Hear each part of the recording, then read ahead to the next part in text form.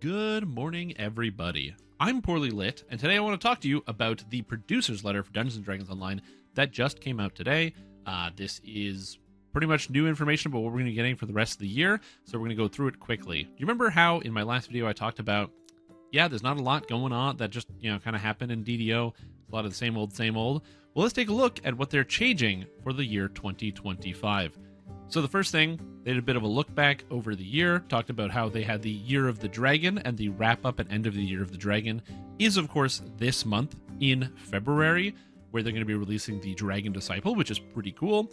We got the Myth Draenor expansion, which some people were very excited about, because a lot of people, they love their Forgotten Realms. They want more Dritz, they want anything that can get them into the Forgotten Realms, which, I guess it's fine. I don't really care too much. But Myth Draenor was cool. I just didn't care much for the whole Forgotten Realms thing. And then also, there's the Lanterns in the Mist event, which was on the server Cormyr, which kind of was a bit hit or miss. There was the cool elements of the Lanterns, where there were the extra enemies spawning and added some tension to your quests, which was kind of cool. And man, when you were in Epics and you all of a sudden got jump scared by the head of the beast, I will say it was a pretty good event in terms of that. Plus, the rewards were cool. But of course, the beginning of the event with Cormyr, their performance problems were kind of insane. Again, I know a lot of people that just gave up on the hardcore entirely because of how bad the lag was. So the event was cool, but it had some hiccups and it needed to get over it. And I think for the most part, I think for a lot of people, by the time they got over the hiccups, it was kind of over for them. They just no longer were interested at all in the event. However, there will also be a new raid coming that will culminate the story of the Lanterns of the Mist that will feature a Hydra. If you haven't seen the raid yet or looked at it, obviously you can just wait till it comes out. It's coming out in a few weeks. But I will put a link below to Axel's video that he did on it, where he kind of went through the raid. It's pretty cool, and hopefully it will be fun to run when it actually makes it into the game. Now, let's talk about the new stuff. New things going on. So we got the 64-bit server Cormyr, and it was pretty good. Now, it is pretty good now. When it came out, it was garbage. It was unplayable. It was horrific. It basically didn't function at all. It was worse lag than the regular servers. However, to be fair, thanks to the hard work of our team as well as important feedback from you, we are happy to report that we made substantial improvements to game performance, which I can report is true. It's not perfect, but my god, is it better than it was when it released, and it's just better than it's probably the best way to play DDO right now. It is the smoothest, most lag-free experience you can get on DDO, probably in the past 10 years, so it's not bad. But this is the crazy part. We will be introducing new 64-bit game servers to all of DDO, not just Cormyr, new ones, including the addition of new servers based in Europe. That's right, my European friends, all of you guys will be able to play DDO with less than 150 or 200 ping. How cool is that? Isn't that sweet? It's going to be amazing. On top of that, they will announce the specifics of how they're going to do that, but they want to make sure Cormyr is going to be better. So basically, they're not going to make the new servers open up until they're done testing on Cormyr. Cormyr was kind of a test server, so it's going to be, they're going to be slamming at it's open right now, so anybody can make a character on Cormyr and play around. They basically just want to jam as many people as they can to really rigorously test the 64-bit servers before they open up a bunch of new ones. However, they also said there's going to be free transfers to these 64-bit servers. Now, if this is anything like they're doing in the Lord of the Rings Online, which for those of you who don't know, all of this 64-bit server stuff, they started doing 6 months ahead of DDO. Lord of the Rings Online is very soon going to be having their transfers to their new 64-bit servers, their free transfers, which they haven't explicitly stated this, but to kind of the general understanding of the player base, the goal is to have everybody transfer to the 64-bit servers and then kind of leave the 32-bit servers behind. So with free transfers, you don't really have to have a cost with anything. In DDO, it's going to be a little bit more complicated, and so I hope that they can kind of work on some of the improvements here, because even though they will have some transfers going, mounts don't transfer, including the ones you get from raids or from special packages or one-time deals. Your pets don't transfer, again, from events and things like that. Let's say you've been playing on Galanda since day one, that was your first server, and you have all these different yearly cosmetics, or you've got special cosmetics you got for donating to the different charities, and there's the community reward box. Those won't come with you. So they have to figure out how to solve that. They can't transfer guilds at the moment. You can transfer guilds in Lord of the Rings, but you can't do that in DDO, so that's something they're going to have to solve. You can't transfer airships, which is a big problem. And also, you can't transfer the bank. Your shared storage does not transfer. Your character bank will go with you, and I think your TR cache also goes with you. I think they say it doesn't, but it does go with you, which I know because it's really annoying on when you transfer to the Lamordia server and your TR cache comes with you, and you wish you could TR, but you can't because it's full. Very annoying.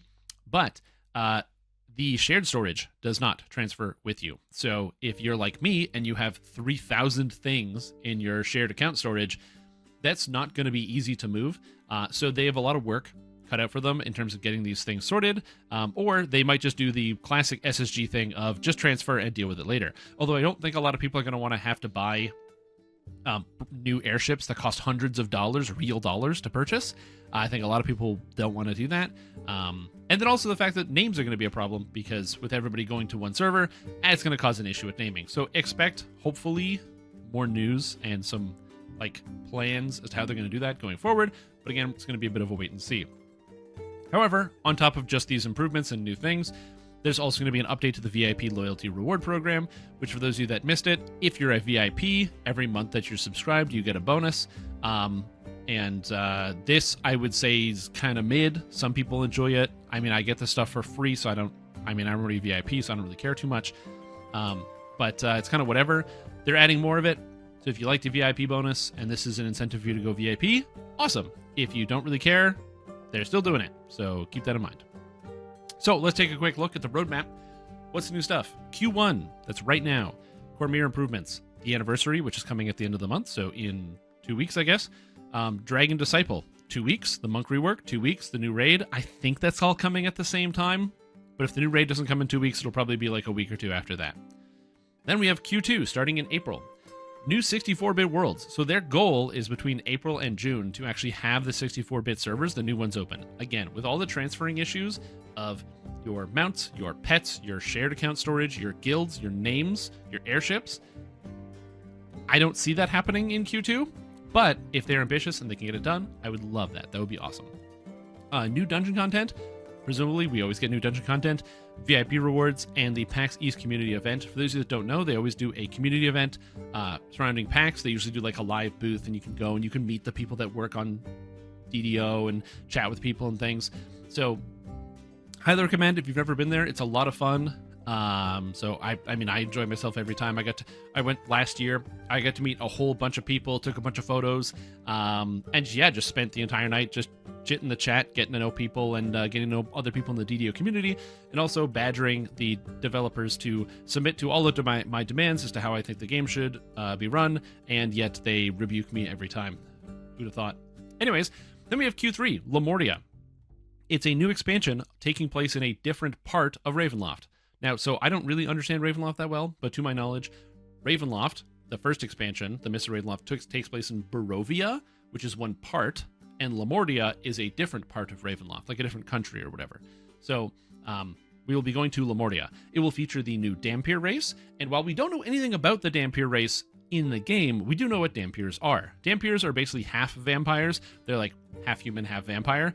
And so as a result, they don't have all of the features of vampires, like they can go outside in the daytime, things like that, and they can kind of disguise themselves as regular people, but they should still qualify as undead and have the horrible undead curse of not being able to be healed properly. When I played Pathfinder Wrath of the Righteous, I decided to make my character a Dhampir, because I thought, that's cool, I'll be like a Dhampir, like part vampire, that'll be awesome. And then I started playing the game and realized, oh, I'm immune to the cure spell. Inflict is really hard to come by, and most vendors don't sell potions of inflict wounds. And it was really annoying for my entire playthrough. So, is that going to happen in DDO? The answer is no. I am very excited about this. When Ravenloft first was being announced in 2017, I really wanted the developers to add an undead race. Before Ravenloft came out, we actually had the random loot revamp that is still currently in place today, where you can get all sorts of different stats on loot. And one of the stats you'll notice is negative amplification showing up on all sorts of different types of armors, gloves, boots, things like that. And negative amplification is both very niche. It only works on, well, first Pale Master Wizard and then now also Dark Apostate. But before we got Dark Apostate, if you got full plate that had negative amplification, like, who cares? Why would you ever want that? But with this, This means you can play a fighter and actually use a negative amplification item that might juice up some of your stats. And one of the issues with the basically design of all the negative amplification items in the entire game is that if they made a named item, it would usually be intelligence or necromancy plus negative amplification. And that's a bit of a problem because then all of a sudden we get the Dark Apostate on the scene, and the Dark Apostate doesn't use intelligence. So all of a sudden those intelligence negative items, yeah, they're not that great for this character class. And so with this, they can design a few more generic things, which I think will be very, very cool. And you can see some people being able to kind of go into that negative healing space. There are negative healing potions you can buy. You can buy inflict potions. You can buy inflict wands. You can buy, I think you can buy harm scrolls. You know, honestly, I've never really checked. But there's a lot of options there, and I think it would be very cool just generally. And on top of the fact that finally this will be good for the fighters, because fighters get the thing where when they drink a potion, they get all the amps. So they get repair amp and heal amp and negative amp because they can be a Dampier. How cool is that? So there's just some neat synergies you can do there. I'm excited to see it. Also, I could be totally wrong about this, and Dampiers might have no negative healing things because they don't want to go that design direction, or maybe 5th edition just completely sidesteps that. I don't know. I didn't do any research. I'm just going off the cuff here. And then lastly, we have Q4, which has a live event going on, which will have opt-in like hardcore. So if you are not familiar, the Lanterns of the Mist event that we did earlier this year supported a hardcore light where you could choose to be in hardcore and choose to not be in hardcore. I think that's just what they're going to do it again. There's probably going to be another Lanterns in the Mist, but Feywild themed, that you can choose to do it the hardcore version and get a different reward than the regular version. And then for Lamordia, again, it's more Victorian style horror theme of Ravenloft, so they're going to be going deep into the Victorian elements about it. So we're going to be working to free Dark Lords from their Ravenloft domains. Ooh! Or no, player discover who has been working. So we will work likely against that because we don't want to deal with the Dark Lords. I should have read this post before actually talking about it. Anyway, and then, of course, the word on the street is about the next event. So, yeah, players can opt in on the event so they can group with others or not, hardcore or null, blah, blah, blah. It's basically the same as the Lanterns of the Mist event. You're going to have to do some challenge. Some people might be hardcore, some people might be not, and they can all do it together without anything else. Anyway, that's all we have for the year. How do I feel about this? Whelmed. I would say I'm pretty whelmed. This is pretty stock standard for DDO. One new expansion-like content. We got the stuff we already know about. Everything in Q1 here we knew already. The 64-bit worlds are pretty exciting. I like the idea of getting more 64-bit servers that people can transfer to. You know, I haven't played on Argonessen in months because why would I when Cormyr feels so good? So if I can move my characters, maybe I'll play them again. So that'd be kind of cool. But I couldn't, you know, I'm not too excited about this stuff. Again, expansion is what it is, and then live event. We don't really have a lot of other news. For me, generally as a person, I like the system stuff. New classes, new archetypes, new enhancement trees, things like that. And the only thing, we have archetype in Q1, we have Dampier race in Q3, and those are kind of like the bread and butter. Like I like the different Lego pieces in the big Lego bin, where all of a sudden they go, hey, by the way, here's a rework where they take out half the Lego pieces and put in new Lego pieces, and now you got all these new toys to play with. For me, that's the most exciting part, how we mix and match. And it looks like it's going to be a slow year for that based on this. But if you're somebody that's excited about Lamordia, Ravenloft, that should hopefully be fun for you. But again, it's not my thing. You know, it's not my thing. But we'll see. I'm sure the content's going to be good. Like, I have no doubt about that. The expansion content, they always, like, have smashed out of the park. So, looking forward to that. Anyways, that's all we got. So, hopefully, the transfers go well. Hopefully, Lamordia is fun. Hopefully, I didn't just gaslight all of you about Dampier and they go in a different direction, because I went on a big rant about that. And that's it. So, thank you guys for watching, and enjoy DDO in 2025. And Europeans, enjoy your server. Have fun. See you later. I guess I'm not going to be playing with Europeans anymore, but enjoy your 64-bit server because the 64-bit servers are great. Bye, Europe. Bye, Europe. See you later, Europe. See ya.